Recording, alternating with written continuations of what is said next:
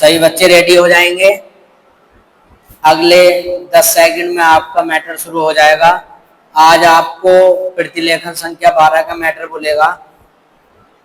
Ready, start. अध्यक्ष महोदय, जिस भावना से मैंने यह बिल पेश किया है उसको विरोधी पक्ष के लगभग सभी सदस्यों ने एकमत से महसूस किया है कि देश में बेकारी की जो समस्या है वह एक भयंकर समस्या है और उसके कारण हमारे देश का विकास, चाहे वह सामाजिक हो, आर्थिक हो या सांस्कृतिक, रुका हुआ है और ऐसी स्थिति में हम आगे बढ़ नहीं सकते हैं। इसी प्रकार से इस परिस्थिति का निर्माण हम पिछले 54 वर्षों से देख रहे हैं।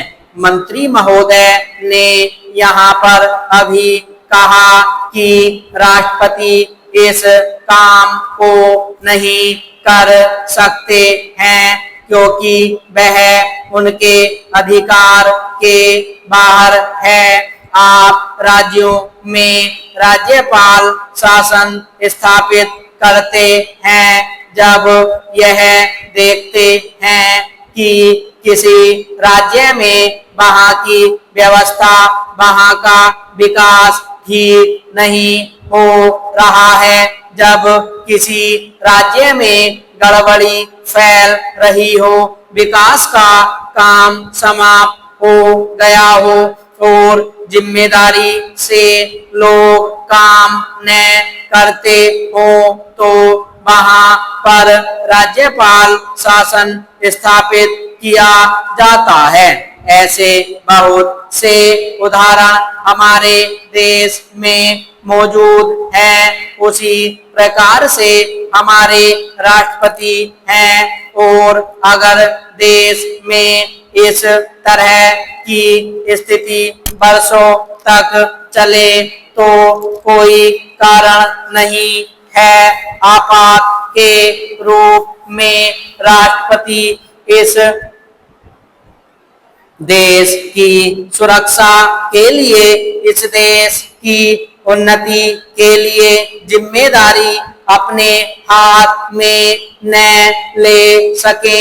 हमारे भाइयों ने बहुत से उदाहरण दिए हैं कि राज्यों में संयुक्त सरकारें नहीं चली, लेकिन उसके पीछे राजनीतिक हथकंडे थे। अगर कोई राजनीतिक पार्टी जिम्मेदारी से काम नहीं करती तो विधान में यह स्पष्ट है कि राष्ट्रपति शासन अपने हाथ में ले। मैं एक उदाहरण देता हूँ कि संविधान में आदिवासी हरिजनों के उत्थान के लिए प्रण किया गया था कि 10 वर्ष में उनकी सामाजिक तथा आर्थिक स्थिति को सुधार देंगे। विराम चिन्ह। लेकिन यह सरकार उसमें भी असफल रही। उसको एक बार 10 वर्ष के लिए बढ़ाया गया और दोबारा फिर 10 वर्ष के लिए बढ़ाया गया। इसी तरह से उसको बढ़ाते जा रहे हैं, लेकिन उनकी आर्थिक और सामाजिक उन्नति आप नहीं कर पाए हैं।